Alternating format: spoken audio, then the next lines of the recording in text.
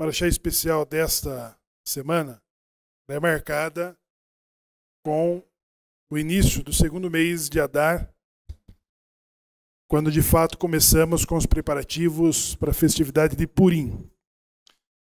E existem mandamentos especiais nesse mês que é marcado exatamente pelas leituras especiais. Então, Shekalim é a leitura em que do Maftir e também da Haftará são especiais para marcar a entrada desse mês como mitzvah, e também uma forma de avisar toda a comunidade sobre o meio shekel. Então, o que da tradição rabínica se reserva como cumprimento de mitzvah para a entrega do meio shekel é que até o dia 13 de Adar, ou o dia 14 de Adar, antes da leitura da Megilá de Esther, todos os judeus já tenham feito a entrega do meio shekel. Como que funciona para o Brasil? Como que entrega o meio shekel no Brasil? Ou para outros países? Você vai entregar 3 unidades de meia unidade monetária. Quanto é? Qual que é o nosso valor? Qual que é a nossa unidade monetária no Brasil? Quanto? R$1. R$1. Então a tradição diz que você precisa entregar R$1,50. Tá bom? Aí por que R$1,50 e não só 50 centavos? Porque a mitzvah do meio shekel, ela consta na paraxá que nós estudamos na semana passada, Kitzá, que é quando é ordenado o censo dos filhos de Israel e de que cada um precisa comparecer com o meio shekel para ser contabilizado, não é isso? Mas nesta paraxá, essa mitzvah ela é mencionada 3 vezes.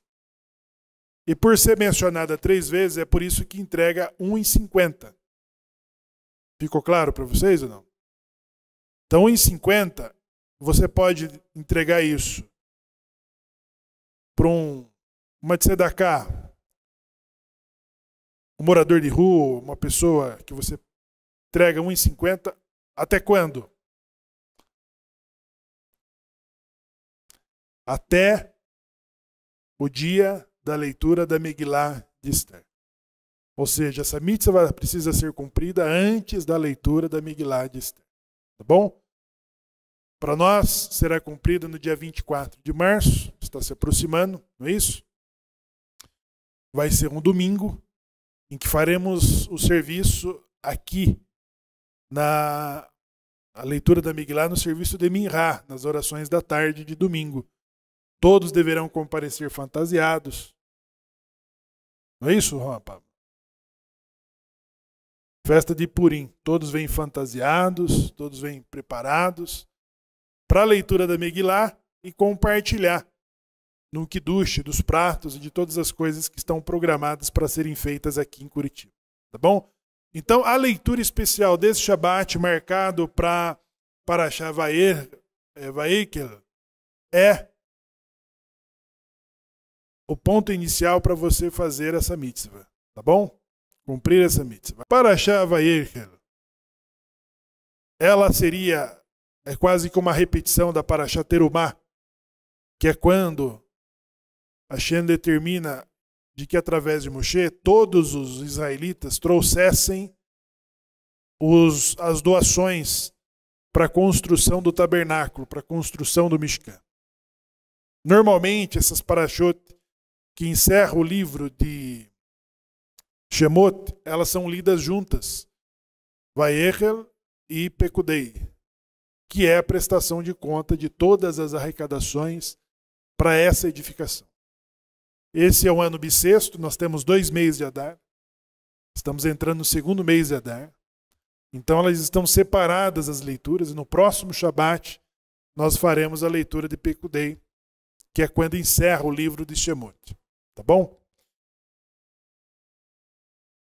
A diferença que mencionada da Parashá Terumá, que é feito também os pedidos dos mesmos materiais, é que lá em Terumá a ordem é e farão, e fará.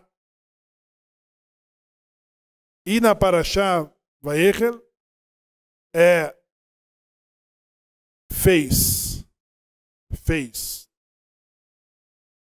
foi feito. Isso nos dá uma alusão importante sobre a clareza da intenção divina com a humanidade. É como se tivéssemos aqui a ordem de 2 tabernáculos. Um concreto, de que você pode palpar, e o outro abstrato. Por que a Torá repetiria as mesmas ordens em 2 porções diferentes, distintas? O que é para nós vermos nesta leitura, nesses estudos? Qual que é a compreensão que precisamos ter destas 2 ordens sobre uma mesma coisa? Sobre uma construção do tabernáculo. Esta porção significa, na sua tradução, reunir. Ou melhor, congregar. Você pode reunir várias pessoas para muitas coisas. Vocês acham que o show de um Roberto Carlos reúne bastante pessoas ou não? Acha difícil fazer isso? Muito pelo contrário, as pessoas pagam pelo valor do ingresso e vão lá. Isso é reunir. Não é? Essas pessoas se reúnem para o mesmo propósito, elas não se conhecem, elas nunca se viram, e depois finaliza o evento, cada um volta para o seu próprio lugar. Isso aqui que estamos estudando não é igual, diferente. Isso aqui significa congregar, o que é diferente de reunir. Porque congregar, o que era antes de Abraham? As convicções. Antes de Abraham descobrir Deus, existia o politeísmo. O que é o politeísmo? Um Deus para cada coisa. Um Deus da fertilidade, da chuva, do raio, enfim. O desafio agora para Israel é: quantos deuses? Um só Deus. E qual que é a diferença do momento que antecede o de Abraham? A diferença é que agora Moshe Rabbeinu ele precisa reunir não muitos deuses para várias pessoas, mas várias pessoas para um único Deus. Você imagine das 12 tribos, já pela bênção que Jacó deu para cada um dos filhos, da bênção que Moshe deu para cada um dos filhos, mostra as características de perfil, de caráter, de missão, de papel, e até na geografia do estado que forma a criação de Israel, eles tinham lugares específicos para estarem. O acampamento que será formado pelas 12 tribos, pelas guarnições das 12 tribos, que vão se colocar, esse tabernáculo também vai se colocar em acampamentos de 4 tribos, que vão se posicionar e o tabernáculo vai estar ao céu. Isso aqui que é difícil. Você congregar diferentes pessoas, empresários, fazendeiros, comerciantes, operário, porteiro, faxineiro. Que diferença que eu falei aqui para vocês? Eu falei de diferenças de posições sociais, não falei? Econômicas. Cada uma dessas classificações estão num lugar diferente dessa sociedade. Eu poderia colocar outras aqui. De esquerda, de centro, de direita. Qual outra diferença? As aptidões, a cultura. a posição social, todas essas definem as diferenças que temos entre nós. Imagine de 12 tribos, com funções e atividades distintas uma das outras. E é isso que Moshe faz. Moshe não está reunindo uma multidão para um show de um cantor famoso. Não. Moshe está congregando pessoas de diferentes opiniões, gostos, aptidões, posições, intelectos, para fazer uma mesma coisa, que é atrair a presença divina. Você pensou numa sinagoga, a dificuldade do rabino? Em lidar com pessoas com todas essas diferenças, mas numa mesma sinagoga?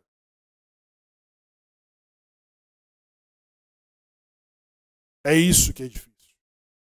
Porque você reunir alguém para a apresentação de alguém que é famoso, isso não há dificuldade nenhuma. A dificuldade é de fazer o que Moshe fez. Tanto que o próprio Deus o considera assim. Quando do sinal que ele deu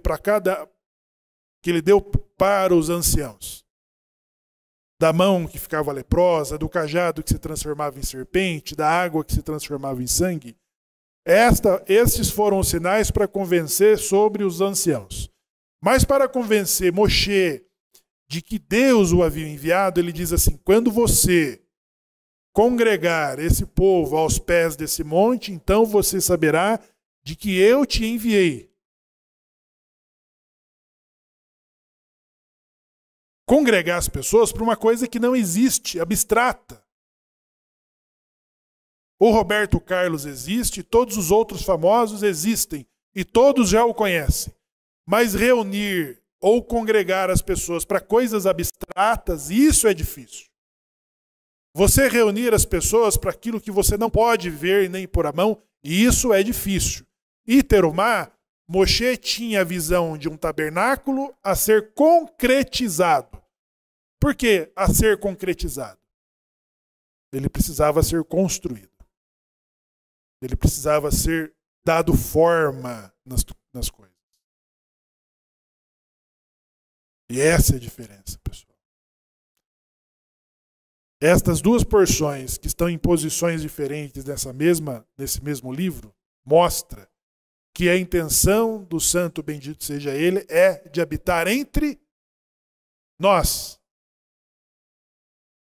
É o de habitar entre nós. Isso é o que não se pode ver. Isso é abstrato. E o que nós concretizamos, sendo pessoas totalmente distintas uma das outras. Um pensa mais à esquerda, outro mais à direita. Você viu que eu inverti, né? Eu sou canhoto. Eu coloquei a direita aqui na minha esquerda.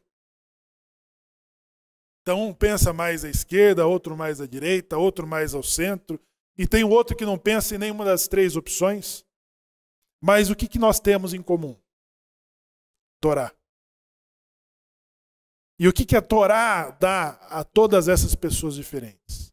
O mesmo mandamento. O mesmo Deus. Quando reúne todas essas pessoas, elas fazem Shema Israel, Adonai Eloheinu, Adonai Echad. Sobre um mesmo Deus. É um Deus, é o mesmo Deus para diferentes pessoas. Não é um Deus para cada reação da natureza, não. É o mesmo Deus para as diferentes pessoas. Tanto que o profeta Ezequiel, ele marca a redenção com o seguinte sinal. Ele diz assim: olha, pessoal, vou usar minhas palavras, tudo bem? Então Deus diz através do profeta Ezequiel, dizendo: olha, quando o meu templo estiver no meio de vocês, então todos saberão de que eu sou o seu Deus e de que vocês são o meu povo. Todos vão saber. Todos vão saber de que há um mesmo Deus quando o seu templo estiver em nosso meio. A sua presença for percebida em nosso meio.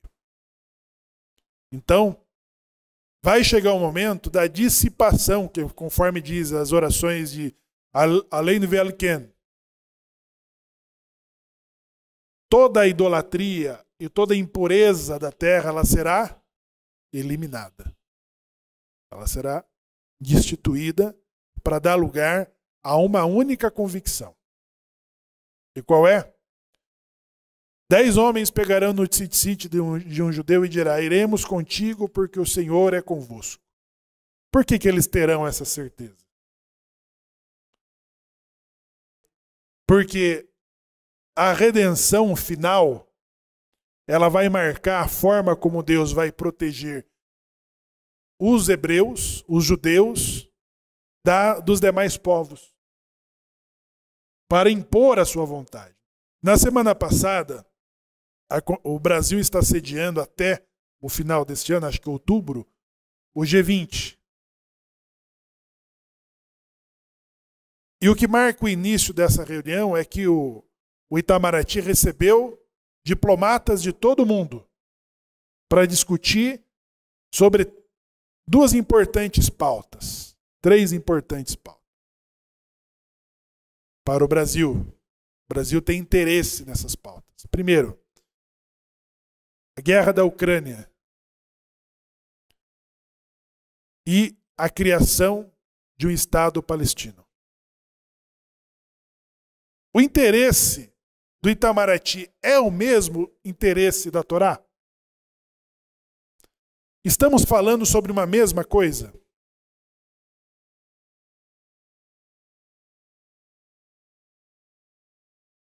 Esta paraxá, ela diz uma coisa muito importante, que é o espaço, o tempo e o homem. Qual é o espaço? Qual é o espaço que Deus planejou construir uma morada para ele? Qual é o espaço? Jerusalém. Jerusalém sairia de um formato transitório que duraria durante a caminhada do deserto para ser fixada no lugar que Deus escolheu. Deus escolheu, não foi o Netanyahu. Não foi o Knesset que escolheu. Foi Deus. Elegeu Jerusalém para ali fazer a sua morada. Então, o espaço é o quê? É o lugar. Um lugar concreto, um lugar físico, que está na geografia. Ele não pode ser ignorado do mapa. Qual a segunda associação que pode ser feita sobre o que estamos estudando aqui? O tempo. O que é o tempo? O que é o tempo? Que marca essa associação em que é percebida a presença divina. O tempo, pessoal, são os dias sagrados. Shabat, Yamim Tovim. Esse é o tempo em que essas datas fixadas é o momento em que o homem se reúne no lugar sagrado, no dia sagrado, e quem é mais e o que mais torna-se sagrado? Olha só que interessante. Hoje nós não tivemos um serviço completo porque faltou o quê? Desses 3 elementos. O tempo, que dia que é hoje? Que dia da semana é hoje? O Shabat é sagrado? Tá tudo certo. O lugar aonde nós estamos, na sinagoga, esse lugar é sagrado? É sagrado. E o que precisa para ter um serviço completo? Um quórum mínimo de 10 homens. O homem. Então, esses 3 elementos é o que atrai a presença divina. Nesta sinagoga, sim. Nessa e de todas as outras. Todas as comunidades que reúnem esses 3 elementos, o que ela consegue atrair? A presença divina. Então repita comigo. O lugar, o tempo e o homem. Porque Deus chamou o homem para morar entre eles. Esses 3 elementos são indispensáveis.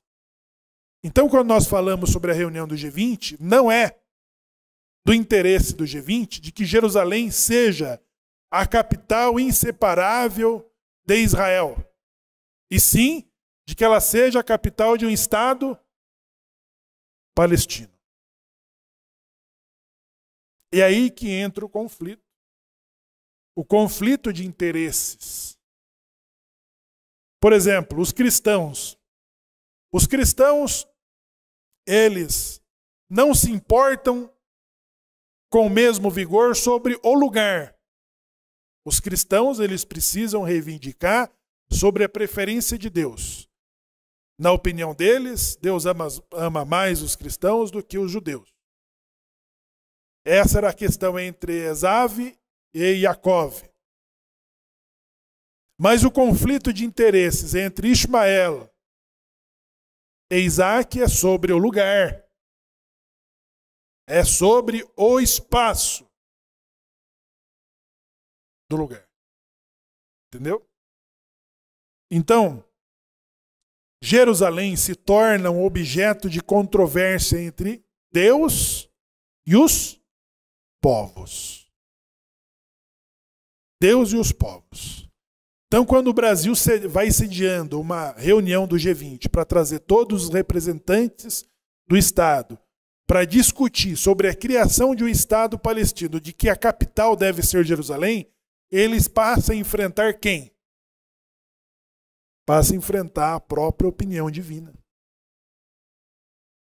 Porque não foi o que Deus decidiu sobre Jerusalém. O que Deus decidiu sobre Jerusalém é a edificação de um lugar.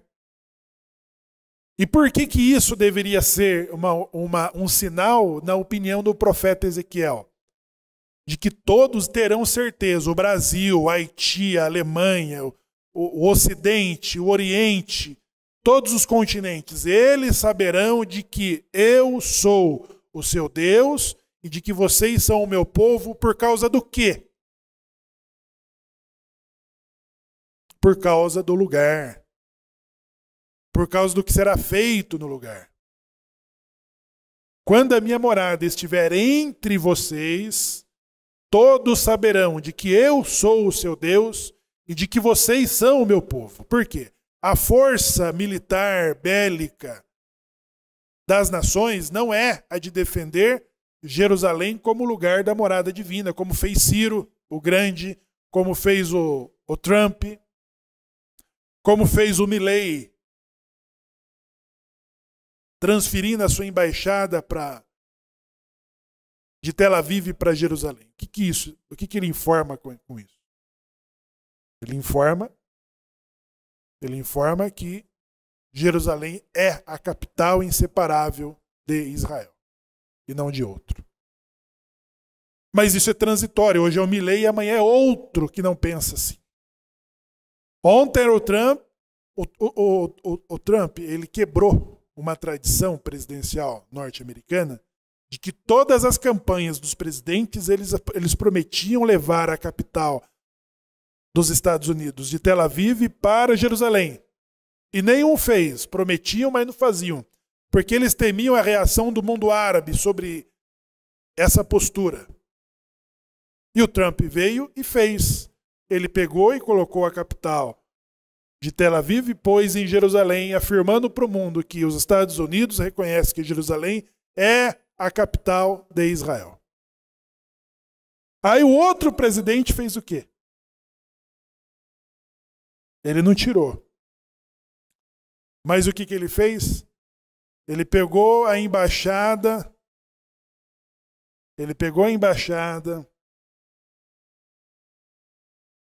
ou a sua representação diplomática na Palestina e pôs aonde? Em Jerusalém também. Você entendeu? Então isso é volátil.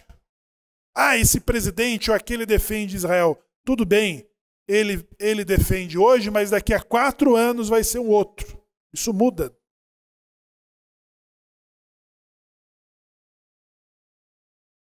A não ser que se torne uma ditadura. Mas as ditaduras, os regimes totalitários, não são pró-Israel, são palestinos. E aí que o profeta Ezequiel tem razão. Por quê? É necessário ter um conflito de interesse das nações contra o próprio Deus, sobre o que pensa Deus. É as nações tomando decisão sobre a herança que Deus escolheu para ele. As nações vão se atrever em ultrapassar a linha vermelha, que é o que justifica ter a guerra de Gog e Magog. A guerra de Deus contra os povos, as 70 nações. Gog e Magog, o interesse dela não é as mesmas de Israel. O interesse de Gog e Magog não são as mesmas do próprio Deus. São totalmente diferentes. E isso que sinaliza a questão da redenção. Porque a criação do Estado de Israel, ele tem um grande propósito para Geulah. Qual é? Reunir, congregar, porque o profeta diz assim, aquele que espalhou Israel voltará a congregá-lo. Reunir os judeus espalhados por 2000 anos de diáspora é fácil ou não? Precisa de grandes eventos, precisa de reação dos povos. Por que o Itamaraty está tão preocupado sobre as mulheres e crianças que morrem na faixa de Gaza e não na Ucrânia?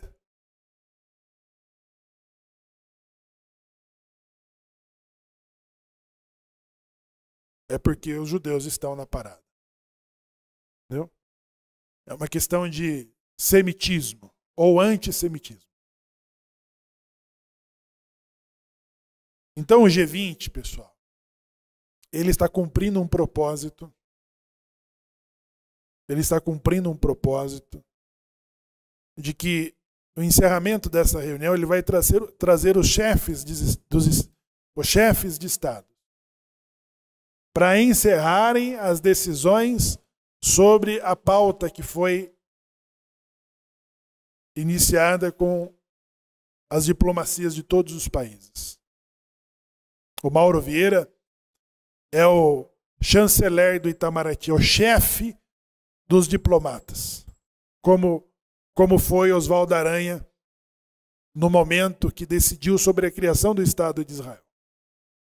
Só que o Mauro Vieira, ele não está defendendo o direito de defesa dos judeus. Está defendendo os interesses e também não está defendendo necessariamente os interesses dos palestinos, senão os interesses do Hamas. Isso muda. Muda. Purim.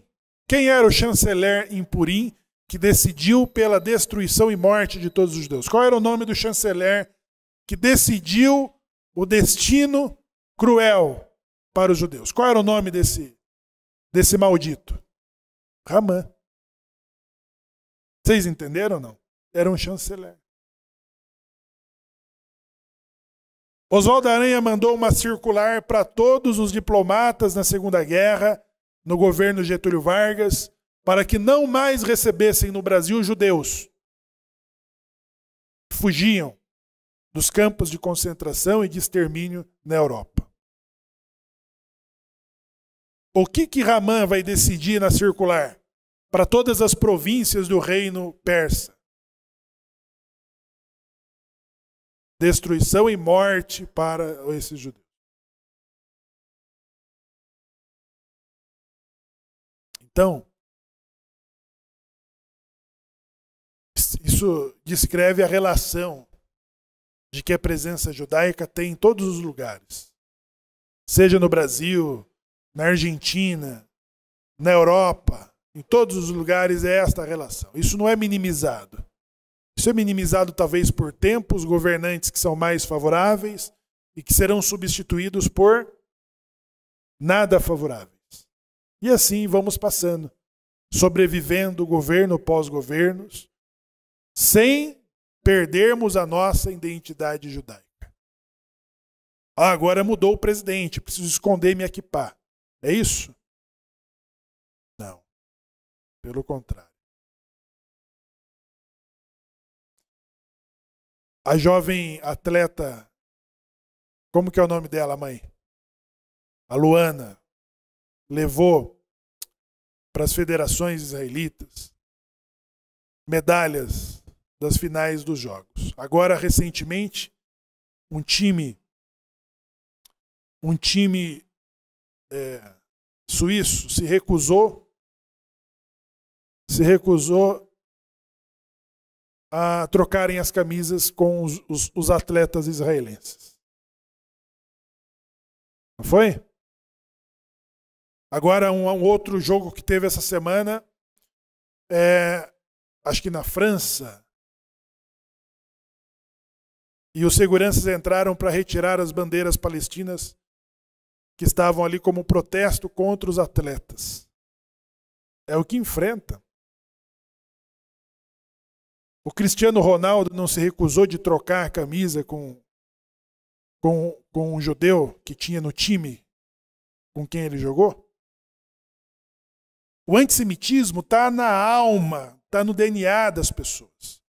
E tudo que elas precisam para aflorar são de alguém que encabece. Como esteve na posição Haman, Amaleque, Hitler, Torquemada. O antissemitismo ele já está do DNA das pessoas. Mas o que falta, às vezes, é alguém que instigue isso. Que vem instigar em todos os setores da sociedade. O judeu comerciante está inseguro, o empresário está inseguro, todos. Uma segurança. Porque só precisa de alguém que instigue o ódio, o antissemitismo, que já está ali, ele já está, a sementinha já está ali. Você acha que o poder de persuasão do Hitler fez todos os europeus odiarem os judeus em 3 anos? Não! O Hitler, ele só agitou o que já existia no coração das pessoas.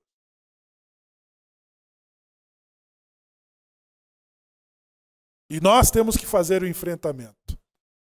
Seja no futebol, seja na natação, seja na sua empresa, seja nos seus negócios.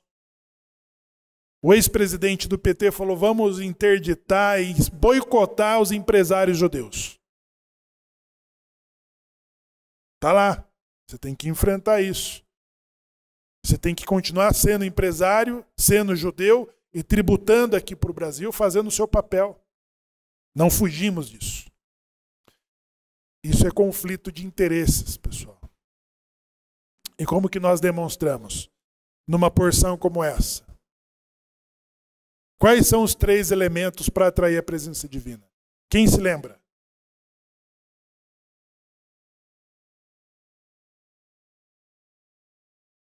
O lugar, o tempo e o homem.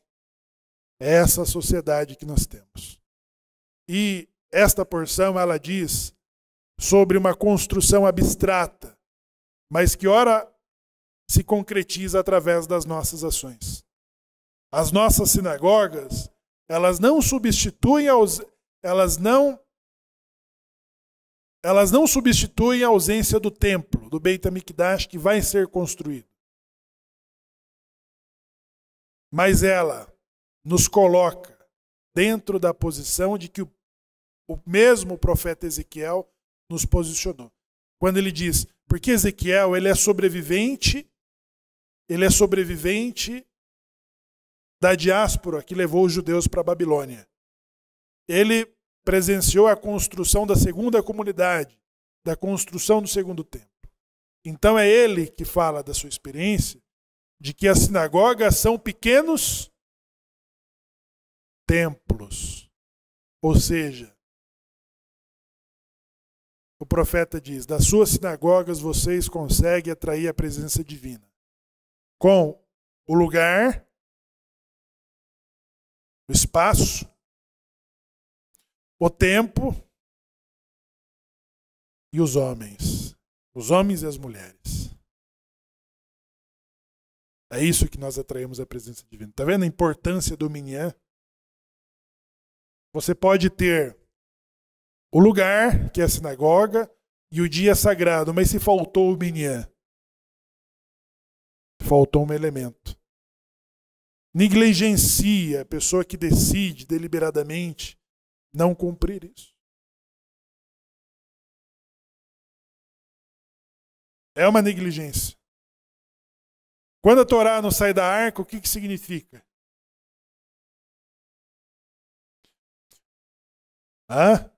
O que significa? O que significa quando a Torá sai da arca? A presença divina é entre nós.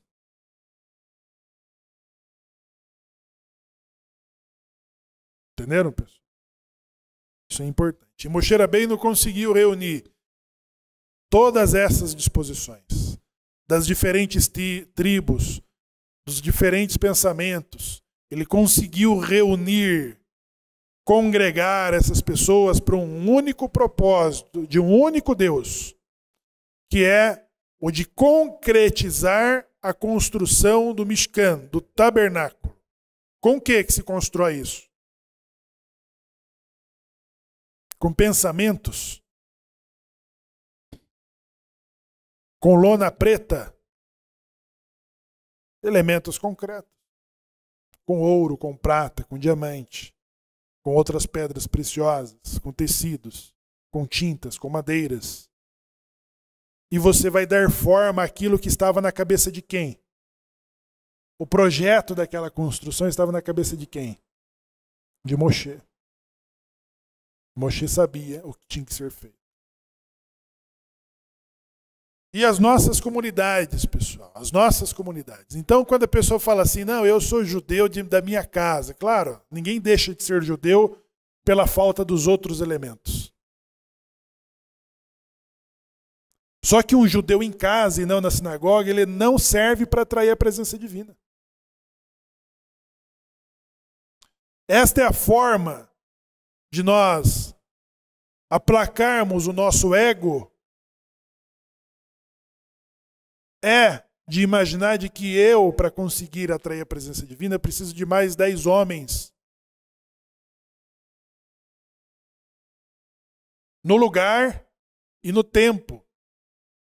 Eu não sou suficiente para atrair a presença divina sozinho. Eu preciso de estar junto a mais 9 homens que eu faça.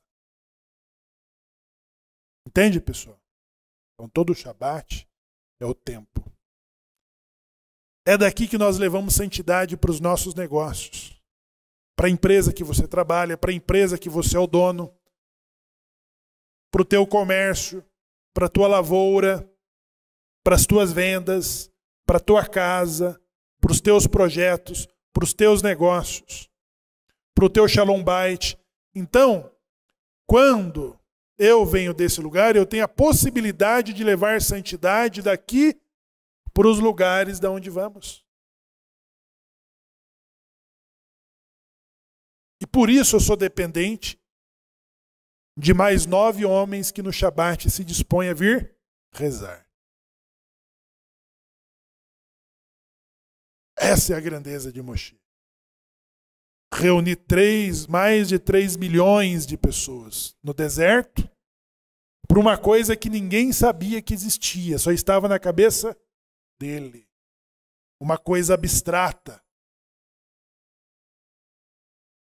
Vamos para uma terra que mana leite e mel,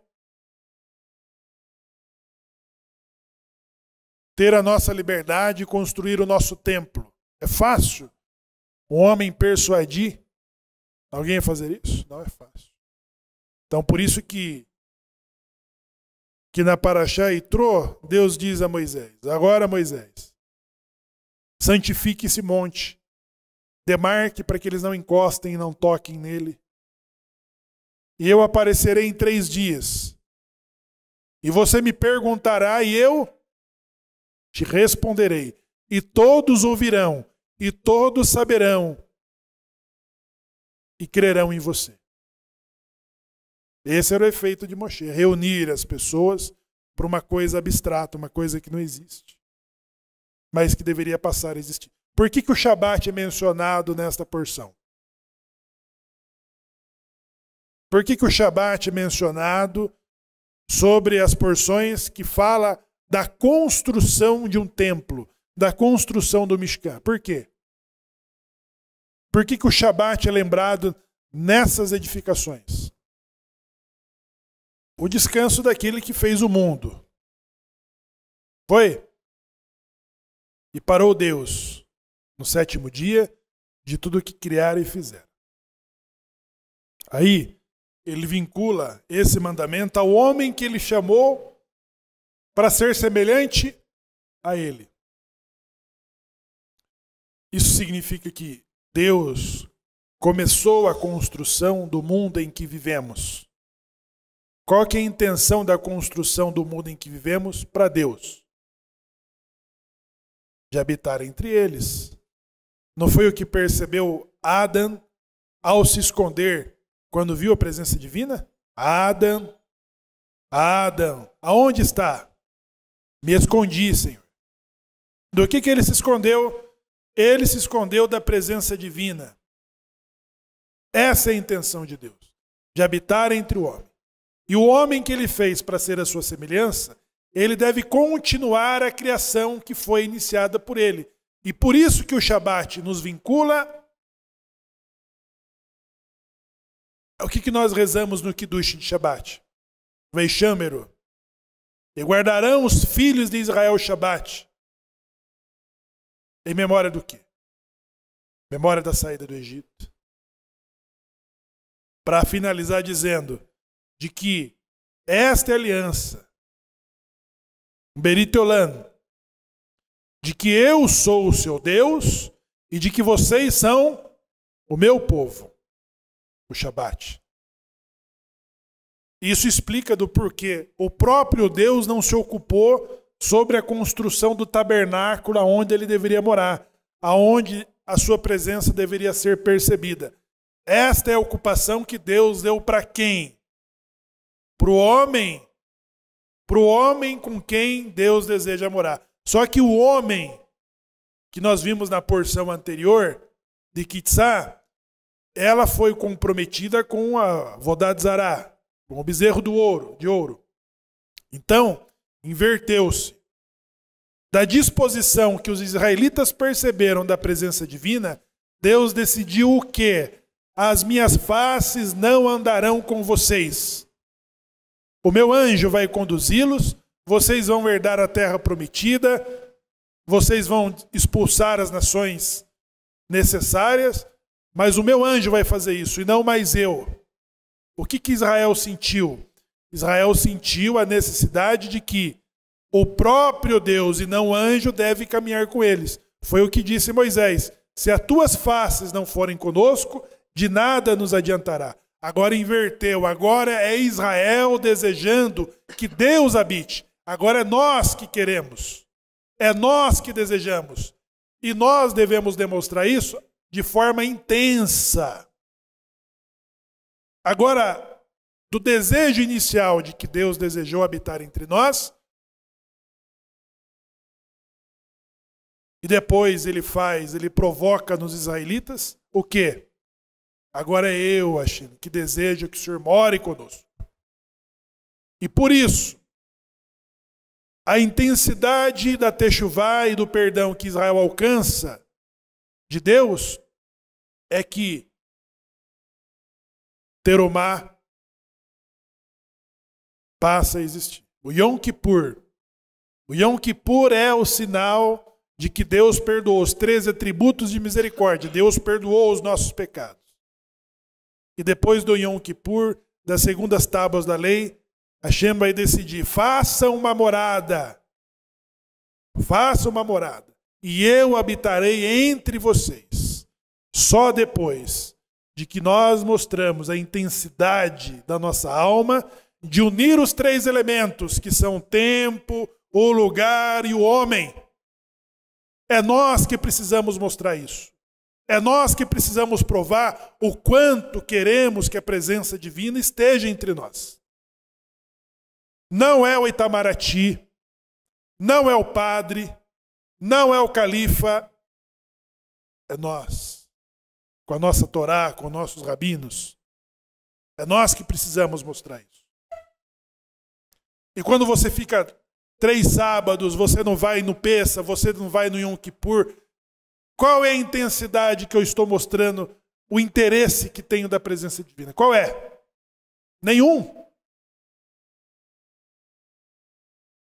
Um pastor entrou aqui para visitar a sinagoga. E ele se surpreendeu do espaço. Ele achou pequeno.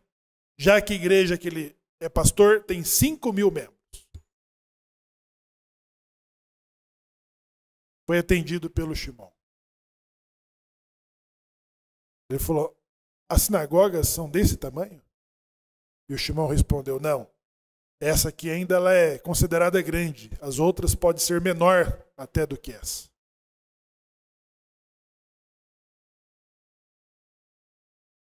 O Brasil tem 99.000 dos 120.000 judeus que tinham.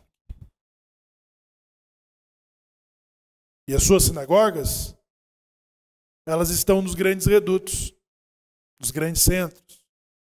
São Paulo, Rio, Curitiba, Belém. E é lá, nesses redutos, existem as sinagogas.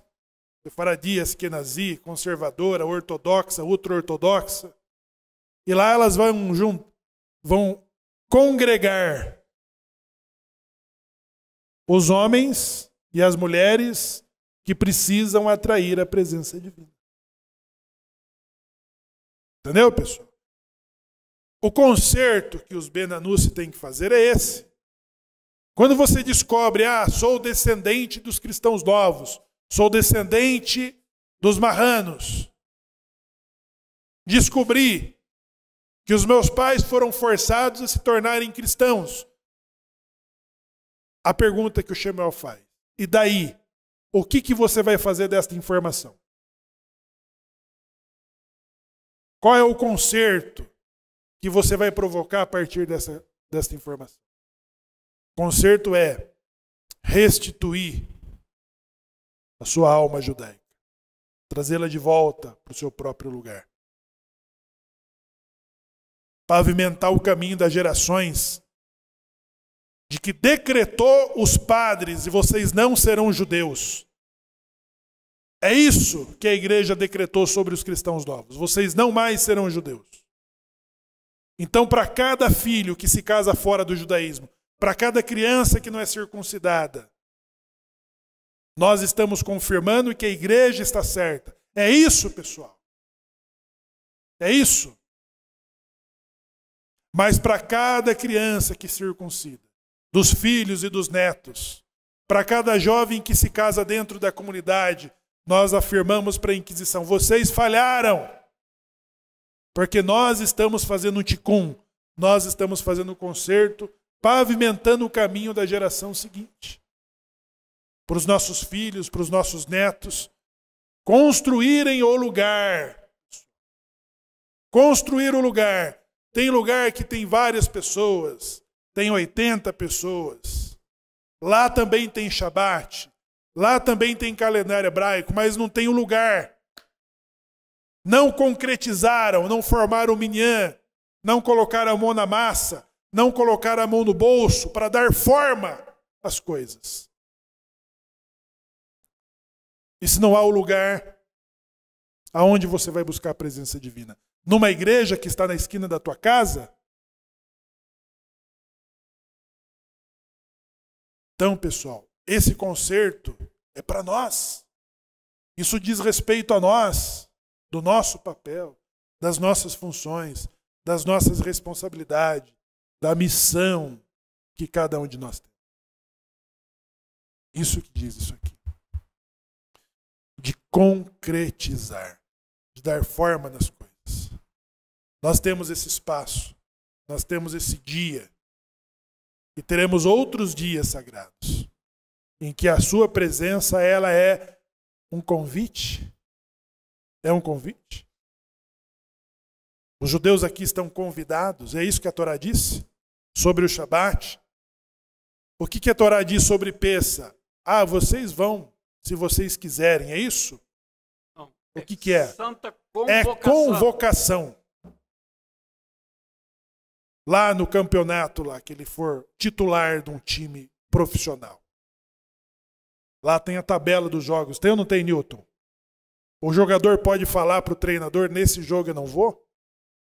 Sem ser punido pela federação esportiva? O soldado pode falar para o seu superior, eu não vou atender a convocação?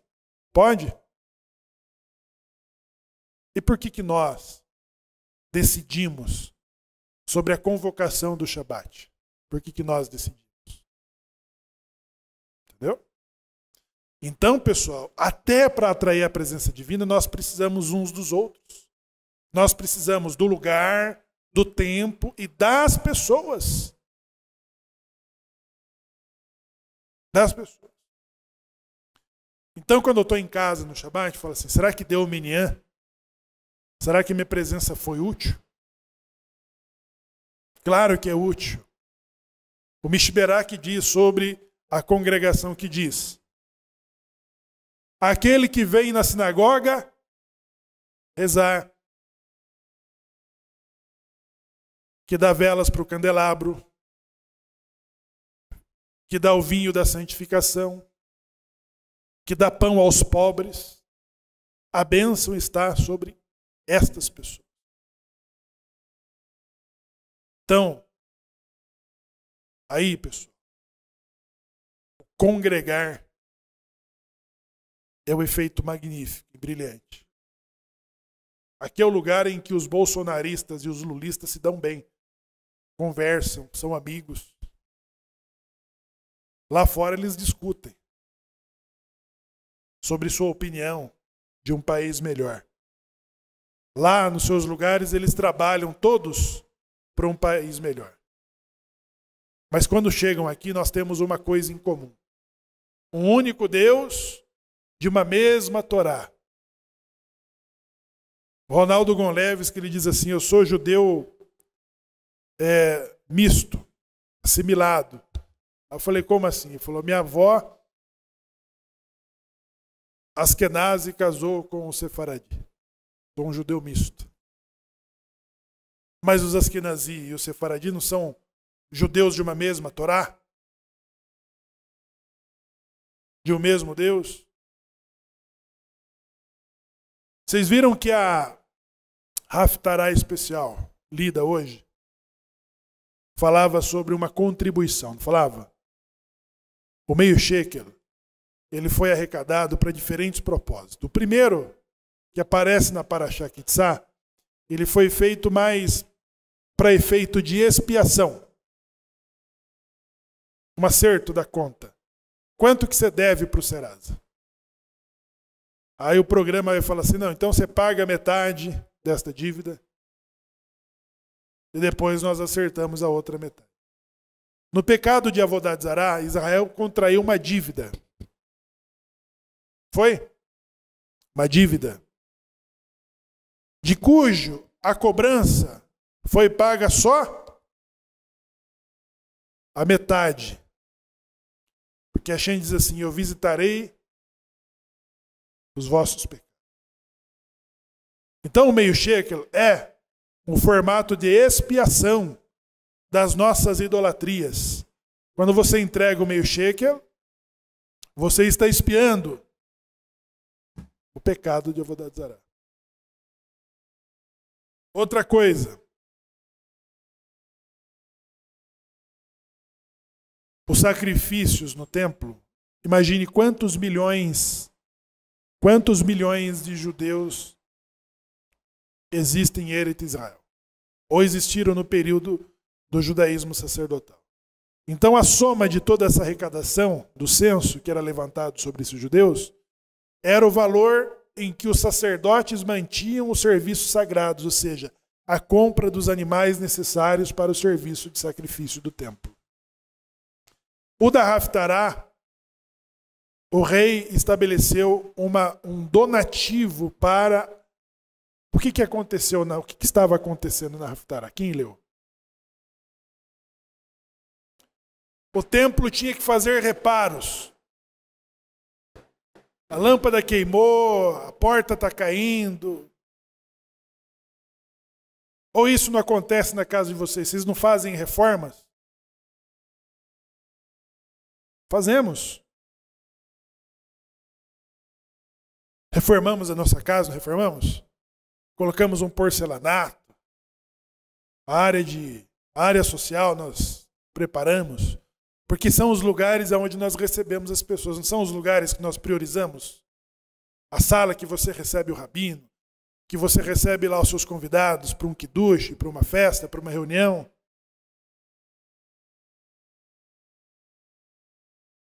O rei quis consertar o templo. Então estabeleceu a caixinha do gasofilaço. Toda sinagoga tem uma. Você já viu ou não? Que toda sinagoga tem uma? Ela foi instituída aqui. Ela foi instituída no momento em que a escassez de recurso e a forma desatenta daquela sociedade permitiu que o templo deteriorasse.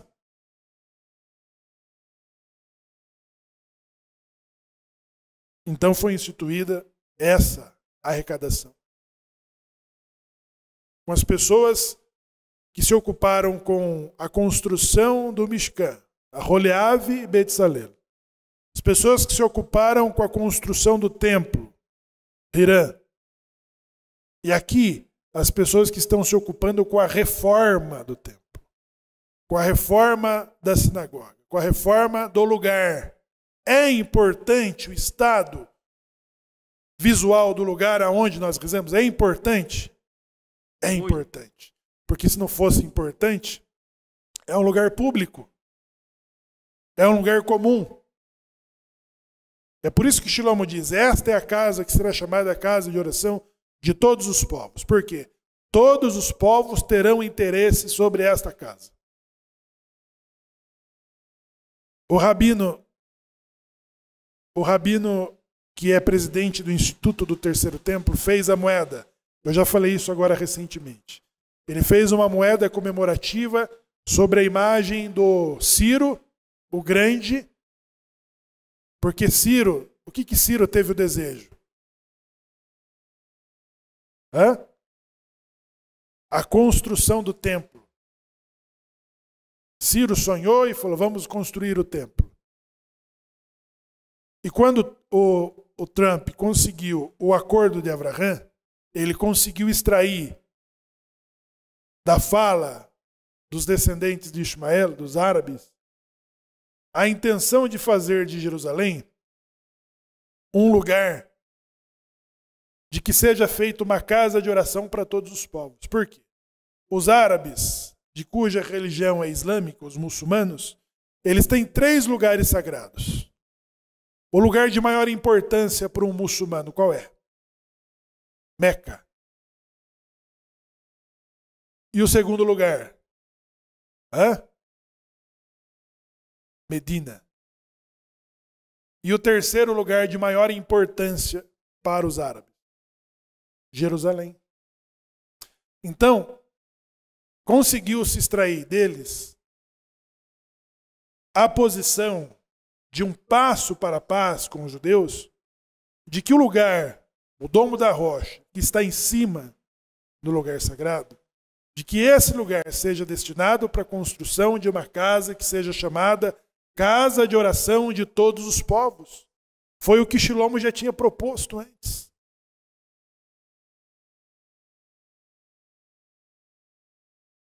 E esta arrecadação, pessoal, diz de que o lugar da presença divina, olha lá as regrinhas, como que é para visitar, como que se comporta dentro da sinagoga. Leia o Shulchan Aruch. O que o Shulchan Aruch diz sobre o comportamento na sinagoga? A Haftarah, ela indica a deposição de toda uma família real, de cuja uma criança foi escondida da rainha perversa e idólatra. No momento em que o rei Acabe tinha convertido todo o norte em idólatras. Isso passava também a se estender para o sul, para o reino judaico, o reino do sul, o reino de Judá. Então, quando a criança completou 7 anos, o sacerdote promoveu uma rebelião que matou a rainha perversa. Matou a rainha perversa. E aí, a reconstrução e a reforma necessária para aquilo que não era importante para aquela monarca foi a reforma do templo existente. Kitzá, que foi a paraxá que nós estudamos na semana passada, nós tomamos do pó da nossa idolatria na nossa água. Não foi o que Moshe fez? Moeu o bezerro de ouro e deu para que todos bebessem na sua água. Não é? O que sotá é feito quando uma mulher suspeita era levada pelo marido para um cohen. O cohen escrevia o nome sagrado na cinza do altar. Da grama. Apagava o nome sagrado, pegava aquele pó e colocava na água, e a mulher suspeita tinha que tomar daquela água. A mulher suspeita de infidelidade.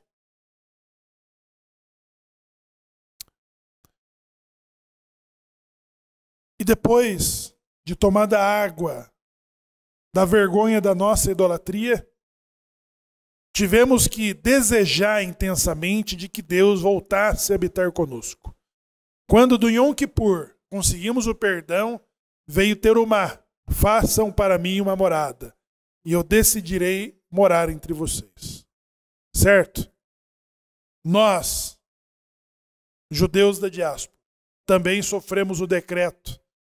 Devarim diz, visto que vocês não me serviram com a alegria, como simrá. O que é o serviço que nós falamos? Quando nós falamos avodá, significa o quê? Serviço, né? E quando nós falamos avodá, zará, é o quê? É um serviço de idolatria. E a avodá de Hashem é o quê? O que é isso? Como que eu materializo essa palavra? Como que eu dou forma nisso? O avodá é o serviço que estamos fazendo aqui. As rezas, o shacharit, o kabbalat, o arvit, minhá, todos esses são serviços. E esse protesto que acontece lá em Devarim dizendo, visto que vocês não me serviram com alegria, em abundância e segurança, vocês serão espalhados, vocês serão expulsos e serão espalhados entre os vossos inimigos. E lá, na sua diáspora, vocês servirão a deuses de pau e de pedra de que seus pais nunca ouviram falar. E lá vocês servirão seus inimigos com angústia e aperto. Entenderam, pessoal? O tamanho do conserto que temos que fazer. Isso quer dizer que nós já tomamos da água, da vergonha da nossa idolatria. E que agora, pessoal, nós estamos fazendo o nosso retorno. A nossa techuvá. O nosso tikkun. E é esse momento. Mas isso depende da atitude de cada indivíduo. Porque cada indivíduo, ele vale quanto? No censo. Meio shekel. Cada pessoa é contada com meio shekel, mas precisa reunir todos os meio shekalim. Todos precisam ser reunidos.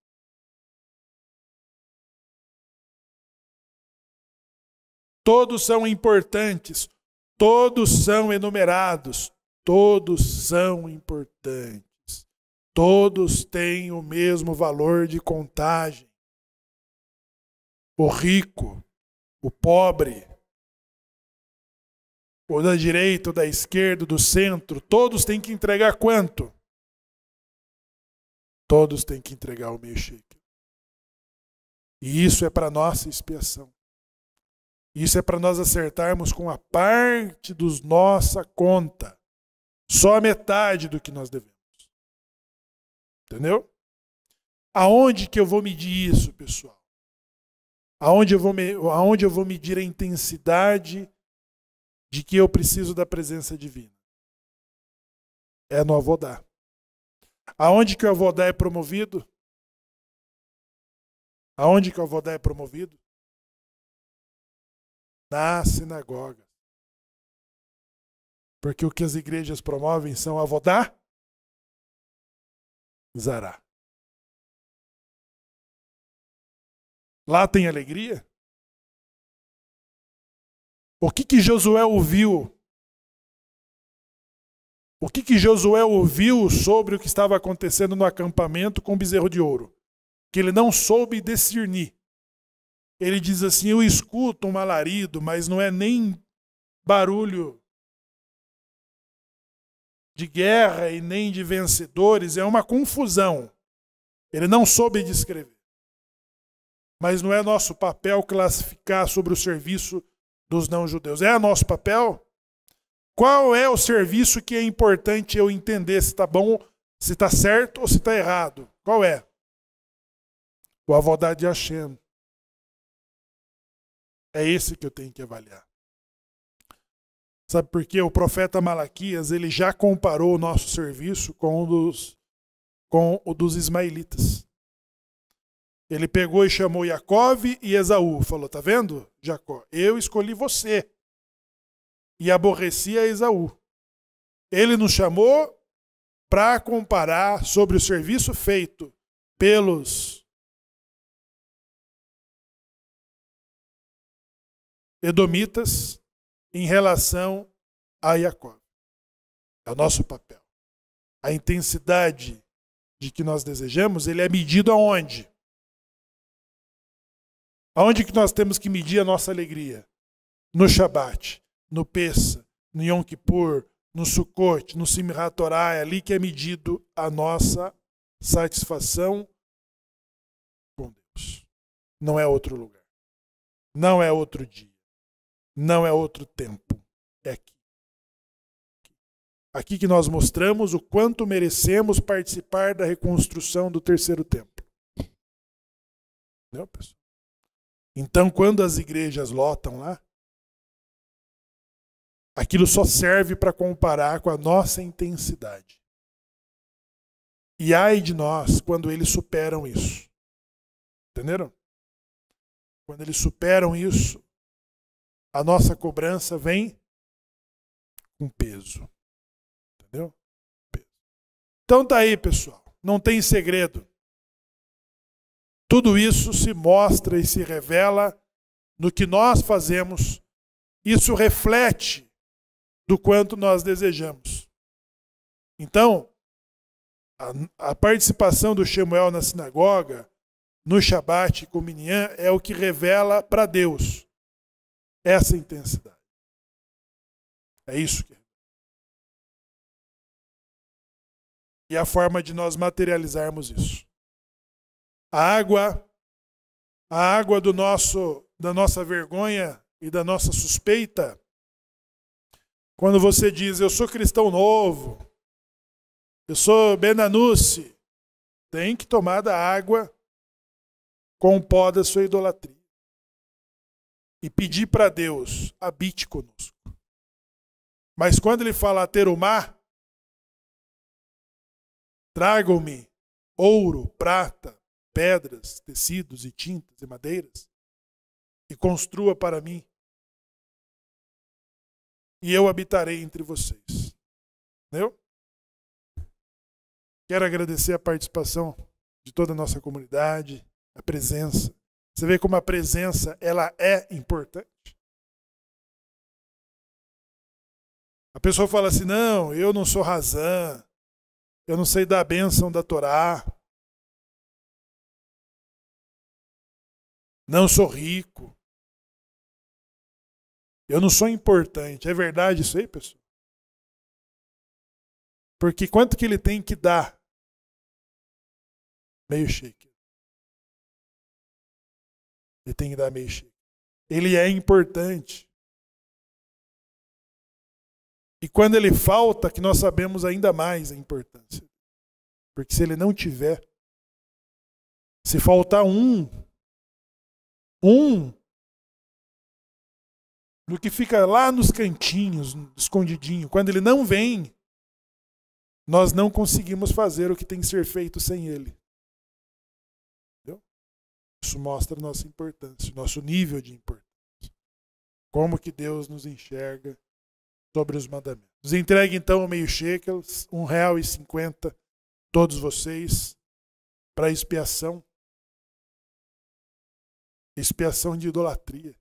Que Tzá acontece logo depois do Avodat Zará.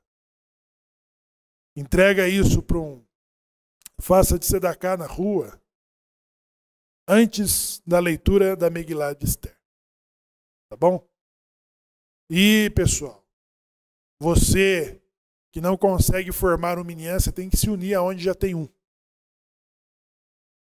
Mobilize as pessoas para formar um minyan.